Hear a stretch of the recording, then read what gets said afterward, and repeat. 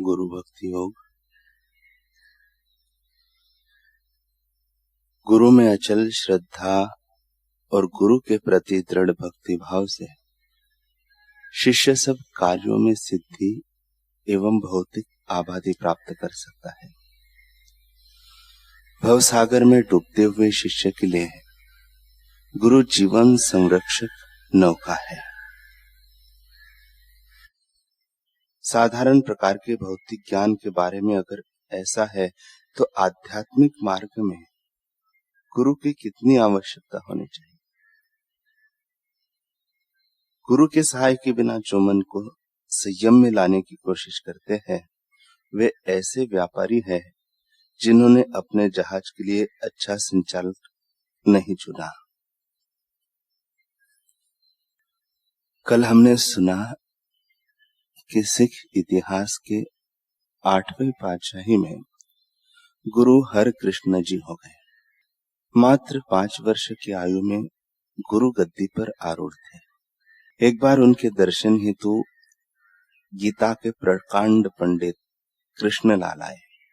उनकी आयु देखकर उन्होंने सोचा कि ये तो ज्ञान ध्यान से नन्हा सा बालक है। ऐसा सोच के उन्होंने उनको गीता पर शास्त्रार्थ करने की चुनौती दे दी। पंडित को हर कृष्ण जी के नाम पर भी संदेह हुआ। वे भरी सभा में बोल उठे कि गुरुजी, आप गुरु है इसमें तो मुझे संदेह है ही, साथ में एक आपत्ति भी है कि आपने मेरे इष्ट भगवान कृष्ण का नाम क्यों रखा है। केवल हर ही रख लेते हैं। हर कृष्ण क्यों रखा? कृष्ण नाम रख लेने से आप कृष्ण थोड़ी ही बन जाएंगे। हमारे कृष्ण ने तो मात्र 7 वर्ष की आयु में गोवर्धन पर्वत उंगली पर उठा लिया था। क्या आप ऐसा कर सकते हैं?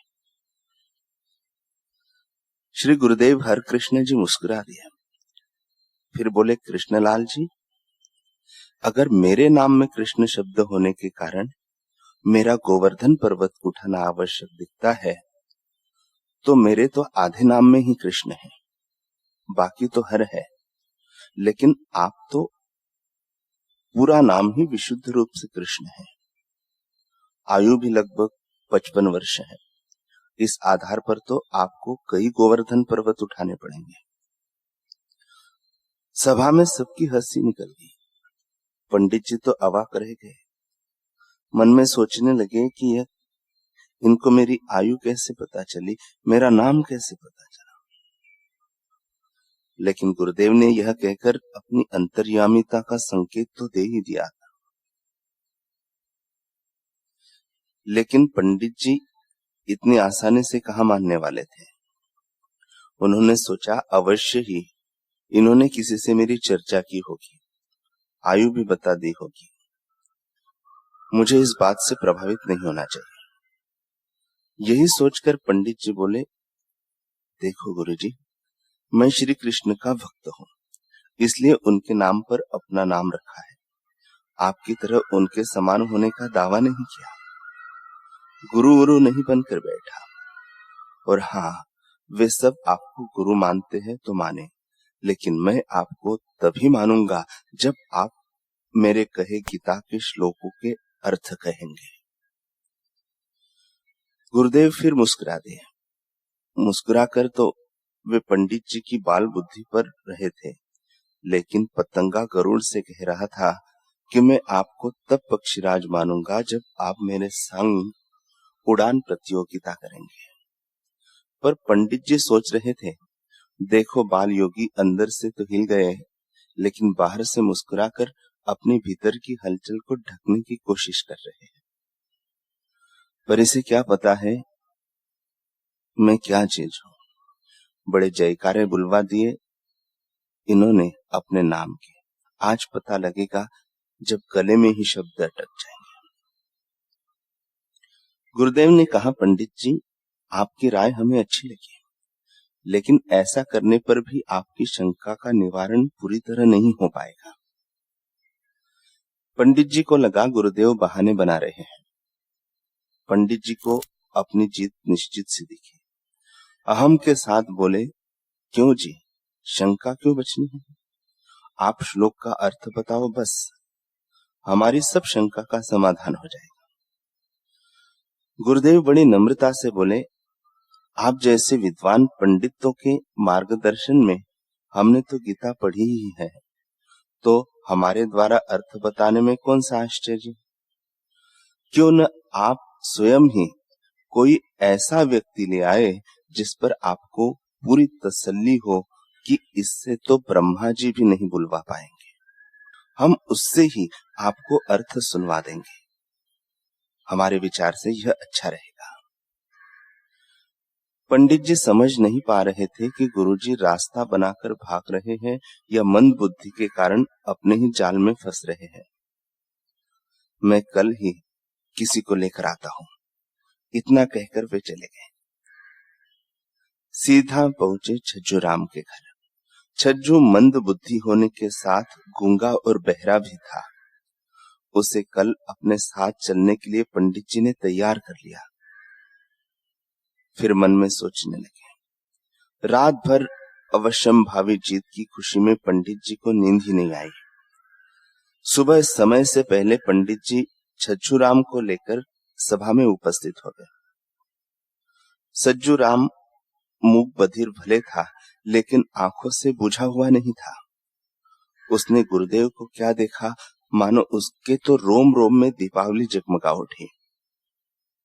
उसे लगा कि अरसा बीत गया, न बोल के देखा और न सुन के, लेकिन जिह्वा इन्हें देखते ही मचलने से क्यों लगी, कानों में तरंगे से क्यों उठने लगी। उसकी नजर गुरुदेव पर से हट ही नहीं रही थी और खींचता खींचता छज्जूराम बिल्कुल गुरुदेव के पास पहुंच गया। किसी को नहीं पता था कि आगे क्या घटने वाला है। गुरुदेव ने पूछा, क्या यही वह भाग्यशाली है जो गीता के श्लोकों के अर्थ बताएगा? इतना सुनना था कि पंडित जी की हंसी छूट गई। यही सोचकर कि अर्थ बताएगा या अनर्थ करेगा, यह तो अभी पता चलने वाला है। फिर बोले, महाराज, आपके अनुसार तो अर्थ ही बताने वाला है, लेकिन वास्तव में इसके यहाँ आने का अर्थ है कुछ भी नहीं, क्योंकि न तो यह बोल सकता है और न ही सुन सकता है, क्योंकि अब भी आप इससे अर्थ कहला पाएंगे क्या? क्यों, क्या हुआ? अरे हमने भी घाट घाट का पानी पिया है, कच्ची गोलियां नहीं खेली, अब सुनवा कर दिखाइए अर्थ। पंडित जी खिसकिया लेकर हंसी हंसने लगे। गुरुदेव ने कहा, आप ठीक कह रहे हैं पंडित जी, ऐसे तो मैं अर्थ नहीं करा पाऊंगा। पंडित जी बोले, लो जी, कर लो बात। बिना प्रयास किए ही मैदान छोड़ दिया। कहा गया आपका दावा, करवाइए न व्याख्या इससे। गुरुदेव ने कहा, पंडित जी आप समझ ही नहीं रहे, ऐसे व्याख्या कैसे होगी?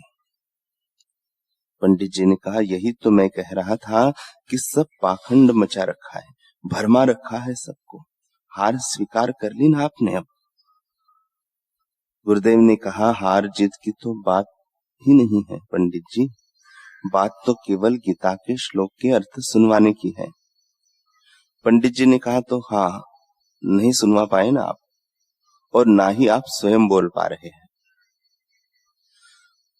गुरुदेव ने कहा, आपने अभी तक गीता का कोई श्लोक नहीं बोला है, तो बिना श्लोक सुने मैं क्या अर्थ ये सुनवाऊं?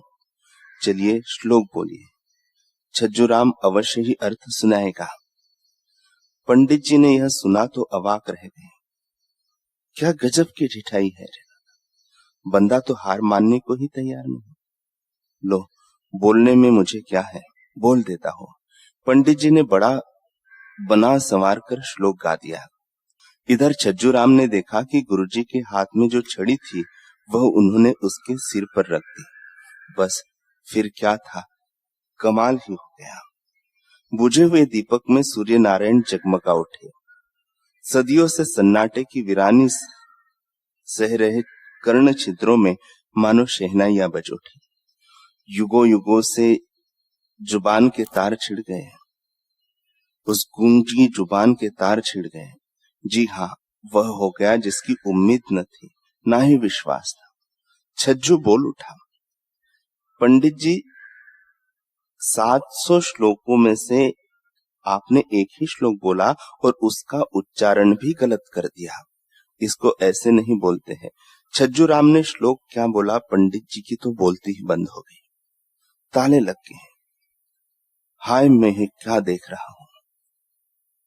मैं पागल हो गया हूं या यह पंडित हो गया है, या फिर मैं कोई बुरा स्वप्न देख रहा हूं? हे कृष्ण, हे कृष्ण। छज्जू राम ने कहा, कृष्ण नहीं पंडित जी, गुरुदेव हर कृष्ण जी की जय कहिए। उनकी ही अद्भुत लीला का यह सब अंग है और आपका मुख तनिक खुला रह गया है, उसे बंद कर लीजिए। पंडित जी की रुलाई छूट गई। वे दौड़कर श्री गुरु हर कृष्ण राय जी के चरणों में लेट गए। मुझे माफ कर दीजिए गुरुजी, मैं तो आदतन ही सबको दादा कहता रहता हूं, लेकिन आप तो सच में सबके दादा निकले। आप सच में कृष्ण ही है, मैं जान गया हूं प्रभु। आपको बच्चा समझने की भूल कर रहा था, लेकिन अब आप मुझे नादान बच्चा समझकर अपना लीजिए। क्षमा कीजिए प्रभु, क्षमा कीजिए। उन्हें कंधे से पकड़कर गुरुदेव ने उठाया और बोले, गुरुजनों को सच में समझना चाहते हो तो उनसे ज्ञान की प्राप्ति करो, फिर ही आपको मर्म समझ में आएगा और वह समझ चिरस्थायी होगी। वह समझ धुंध में धुंधली नहीं पड़ेगी। तब ही आप वास्तविक पंडित बनेंगे, वास्तविक शिष्य एवं भक्त बन पाओगे।